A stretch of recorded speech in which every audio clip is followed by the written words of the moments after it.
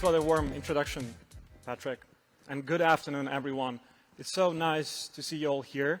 And I'm really honored to be able to share my personal story with you all here today on this Lead Dev stage. I'm based in Kyiv, Ukraine. And you know, the past 2 years have probably been the most difficult period in my entire life. I've never felt more vulnerable, more helpless, and more disempowered than in the past 21 months of this horrible invasion that my beloved homeland has suffered from and is still fiercely fights against. That's why I want to share this story with you and lessons that I've learned in resilience, adaptability, that helped me not only survive this period, but also thrive professionally. In the light of the immense adversity that I was facing, challenging economic conditions worldwide, and just things happening in personal life due to obvious circumstances. The picture that you see on this cover slide is actually me sitting in a bomb shelter during one of the air raid sirens. It is also happens to be a basement of a kindergarten, in case you're wondering why there are so many cups in wooden boxes there. And a little more information about my background. As Pat mentioned, my name is Bohdan. I'm currently a VP of Product for Commerce and Sales, which is Tumblr's word for non-advertising monetization. And Tumblr is part of Automatic, which is probably known for creating WordPress.com, the product that you probably all know. I'm also co-founder of Colo. Colo is a nonprofit that supplies advanced technical equipment to the Ukrainian defenders on the front line who defend our homeland. Before that, I was a product manager at Ring, which is part of Amazon now, and an Axe founder. There are some of the links that you can find me online. And for those of you who aren't familiar with Tumblr, it's a social networking website / a blogging platform that allows you to express yourself freely because you can be anonymous, also connect with your interests, and just find your own tribe. Find the community that shares the same interests as you. And over the past 16 years of its existence, Tumblr has become really a cradle, a birthplace for internet culture. You know, from a new meme to a book deal to just a silly joke. We have the saying that it can only happen on Tumblr, and it usually does. And Automatic, a parent company of Tumblr, also globally distributed. We're probably one of the biggest distributed companies in the world because we have almost 2,000 employees in 95 countries. And I checked the stats to make sure they're accurate before breakfast, so you have the most relevant information. And Colo, as I mentioned, is a nonprofit that supplies advanced technical equipment to the defenders on the front line. We co-founded it in the first weeks when the war had broken out, together with my peers, who also happen to be senior leaders in other tech companies around the world and in Ukraine. And we just felt this urge, to help our fellow citizens and do something in order to do our share in protecting our homeland. We just couldn't stay aside. So far we've raised over $13 million in donations, and we procured and delivered thousands of units of different equipment to the front line, helping save lives in deoccupied Ukrainian territories. We're also a group of volunteers, so if you'd like to support us, I'll share a QR code on my last slide. But we also happen to be part of such platforms as Benevity for donation matching. So if your company participates in such things, please find us there. So on the eve of February 24th, 2022, I went to bed with this extreme feeling of uneasiness inside me. I think I couldn't even sleep that night. You could tell that something was wrong, and something was brewing, but it wasn't pleasant. And at 5 a.m. on the next day, I got a call from my partner, basically telling me one thing: he invaded us. I didn't know how to react, so I just froze for a couple of seconds, and then I immediately started reaching for my clothes, because I knew that my partner was in a different part of the city, and I had to get into my car and drive to pick her up. The Russian forces have already started approaching the outskirts of Kyiv because they crossed the Belarus border, so we knew we had to leave the city as soon as possible. So we just picked up some basic clothes, some necessities. We got to our car, and we started leaving the capital. And that traffic jam that you see in the picture, I was there somewhere, standing in hours in that line trying to get out of the city, slowly moving along with all the other people who are trying to, get to safer places. A couple hours later, I sent this message to my team informing them about what happened, because I was the only team member based in Ukraine at that time in my team, and we had about 3 people based in Ukraine at Tumblr and Automatic in general. And I remembered how painful it was for me to write it, as I was digging up those messages in Slack when preparing for this talk. But it's an important thing to realize and relieve that pain in order to reflect on those experiences and help yourself learn and prepare for something similar in the future. Because the only thing that is true is that those things happen, and they will keep happening in the future as well, because that's the nature of our world. Peaceful times are anomalies, and war times is the norm, unfortunately. After 14 hours on the road that day, I found myself in Ternopil, which is the city in the western part of Ukraine. And the western part of Ukraine was considered to be relatively safer at that time, because it's closer to the NATO countries and geographically just better positioned. We stayed there for several months with my partner's parents, and on that same day, I went to what used to be a nightclub that I would go to with my friends during my college times, but it wasn't a fun place anymore. As you can see, it became a bomb shelter where people would hide as the air raid sirens were going off in Ukraine for the first time since the end of the Cold War. After that day, everything in my life has changed forever. Going forward, my shower became a sleeping mattress to stay safe, due to this rule that called the rule of 2 walls. So bathrooms are usually considered to be safer places in apartment buildings because they're usually protected by 2 concrete structures. The first wall, in case of a missile attack, takes a hit. The second wall protects you from debris. So you can be relatively safe inside your own home in case something like that happens. 8 months later, when Russian military started attacking Ukrainian energy infrastructure, it was around the time that I thought that nothing could get worse, and it actually did. We had multiple blackouts. It was impossible to plan your day because you didn't have any power at home. You would go to the office, spend some time there working, then you would get back home, there was no power. So our balcony became our cooking place. We'd go there, pull out our gas storage stove, and we'd cook our dinners there after a long day of work. And that's actually my partner cooking some shrimp for a salad for our dinner on one of those days. But a constant stream of horrible news, lost lives, dreams, destructed buildings, friends losing their beloved ones is actually what takes the biggest toll on you. Just because it's happening and there is nothing you can do about it. You feel hopeless, you feel useless, because you can't stop those unjust things from happening to your fellow compatriots, to your beloved ones, to your close ones, to your friends, just anyone out there. And the world didn't stop either. February 24th of that year was also the day when we were supposed to launch our first user-led monetization product called ad-free browsing, which was our flagship subscription service that allowed people to browse Tumblr ad-free. Despite my absence on that day, the team successfully rolled out this feature to pretty much every Tumblr user out there, and it later became our top grossing product. Later on, we also launched a whole set of new products in this area that allows us to create a whole new revenue stream for Tumblr. And the next year, that revenue stream was generating millions for the company. And in 2023, it printed 78% growth year over year. So you may start to wonder and ask yourself, how can you accomplish anything when it seems like your world is falling apart? Honestly, I had no idea as well.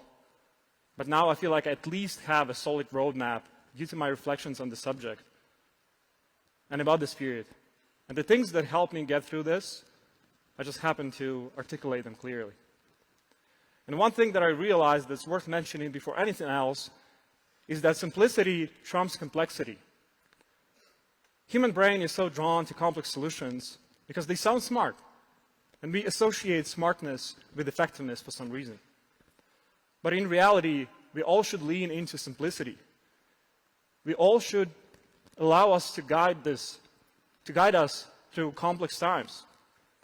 So the tips that I'll share with you next are simple in theory, but they are so damn hard in practice, and definitely not easier to commit to. First of all, you should realize that you need to start building your team's resilience today, or let's say tomorrow, or maybe Monday if you happen to be here for the next conferences. And preparing for crises during peaceful times is something that ensures long-term success of you as an individual, but also of your teams and people that rely on you. Because team resilience rests upon three main pillars. The first of them is culture of ownership. And there are many tools and artifacts for each of those pillars that I briefly cover in the next slides, but you can see them listed all here on this slide. And things like clear expectations, objectives, and defined outcomes. They all allow for superb execution and bringing favorable business outcomes to the organization and the team as well. Collaboration and cohesion. The team rituals, the agreements that you build within your team, they all promote a sense of belonging and community within your group. And public by default communication. It's an approach that allows for decentralized decision-making, especially in times like that, when nothing goes according to plan. And in distributed company setup, it's especially important because you must optimize not for information transfer, but for information retrieval. Because there are many things that impact your ability to find information, especially due to time zones or just teammates not being present with you in the same room. So how one can cultivate the culture of ownership among their team members? It all starts with one word, and it's clarity. I really love this quote from Gallup that I first heard during the Reboot training, which is a management training that I had an honor to participate in with my fellow leads. And clarity of expectations is perhaps the most important basic employee need and is vital to performance. I think it says a lot. Because sense of ownership has its roots in clarity as well. And it manifests itself through a defined team direction and purpose. If you don't have that, or you feel like you're lacking clarity in that specific thing, use the 5 whys, the method popularized by Toyota Motor Company. Just ask, your team, yourself, why? Why are we doing this? Why are we working on this feature or this product? What is the purpose? And do it together to achieve a sense of belonging and have a shared mission as a team or as a group. And keep redefining the why until you find something that inspires everyone and inspires your team. Also, objective role expectations is another aspect that you should worry about. You should clarify what it means to do a good job of being a good member of your team, of your company. This is augmenting your company's broader expectations and letters up to them. And of course, regular check-ins and support is crucial for accountability and empowerment. If you see that someone on your team is struggling with a task, just lean in, offer support, talk to them about it, coach them. It's your responsibility as a leader, and you need to care about your people. This is an example of one of such artifacts that helps you bring more clarity to your team. It's called Team Operation System. It's just a set of documents, depending on your context. Maybe you need some different ones, but it just sets some clear expectations for a member of your team, documents basic team processes, and how you use the specific tools in your work. And here are the examples of those documents that are present there. Basically just outlining the expectations and the rituals that you have in the team. And as you are investing in the sense of ownership, please do not forget about collaboration and cohesion, which is equally important. You should first ask yourself, how well do I know team members and people around me? Without knowing your team, you won't have the insight into what motivates them. You won't be able to tell why people go to work, why they get up in the morning, and why they work on your feature or product. and you won't be able to cultivate conscious relationship with them. So do you have a set of mutually agreed upon work principles? Do you have a standard that you're trying to uphold?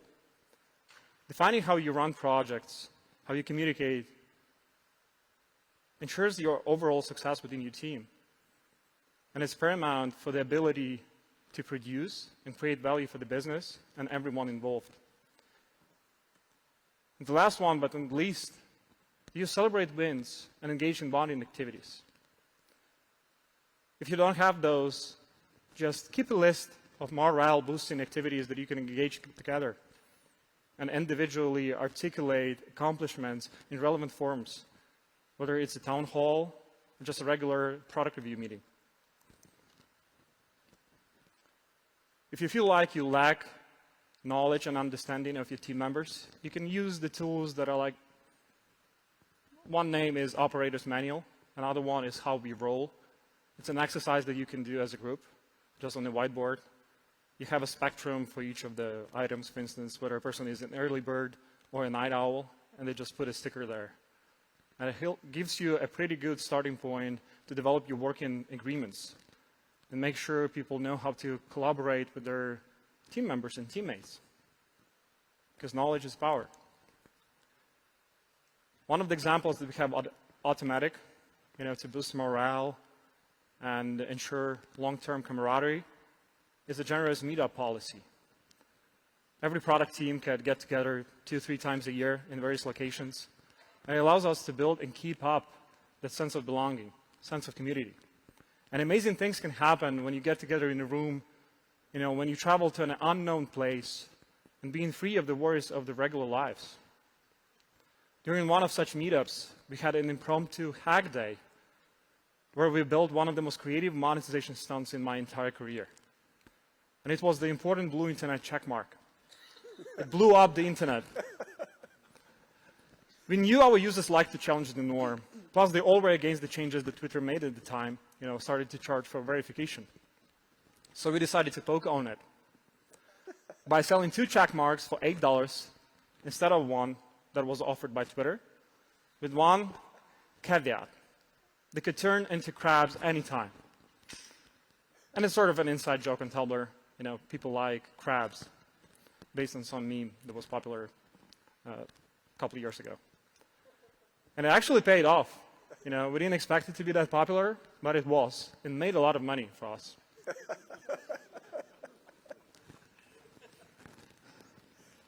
And the last pillar, but not least, is public by default communication.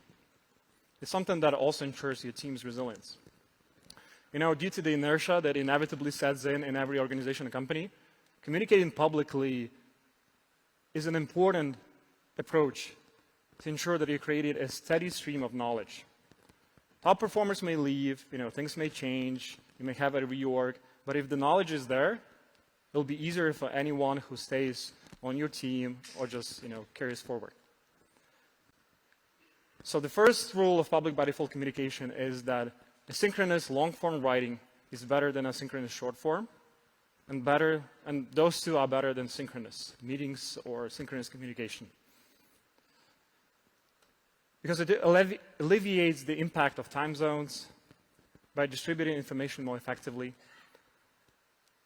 And if you communicate publicly instead of privately, it just helps you break out of silos, get more alignment across teams, and you just have better cohesion, not only within your specific team, but also within the company. And if you don't have a documented artifact, it means that you lost an opportunity to create knowledge and invest in the knowledge base of your organization. So, and pretty much it means that you don't leverage the collective brain of your company. Something that ensures good decision making and optimizes your information flow, specifically for information retrieval rather than information transfer. At Automatic, we operate inside our shared, custom-made workspace called P2, but everyone is welcome to use it. It's publicly accessible. So anybody can search any information on P2.